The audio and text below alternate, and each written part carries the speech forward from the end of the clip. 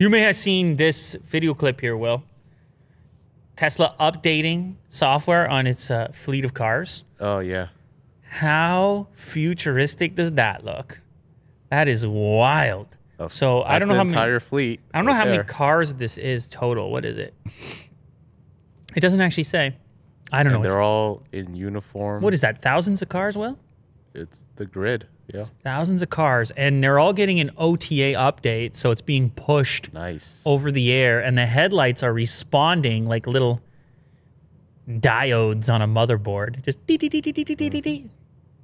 Sweet little update. Now imagine when they're fully autonomous, they've been built, they just drive themselves to their location, they get their updates on their own. Look at those little intelligent creatures.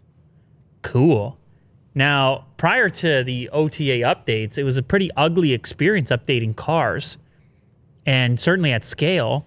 If you scroll down in this particular article, you'll see how VW was having to do it with the ID3 vehicle, and you can tell, I mean, it's just not the same appeal over here. It looks like a laptop and a cable for every single vehicle, and just an ugly experience. Time-consuming, presumably. So by putting that connectivity, the over-the-air connectivity, it's a huge advantage for speed and efficiency in this area. Of course, other manufacturers have adopted similar technologies. Now, the new Mach-E from Ford is going to have OTA updates as well.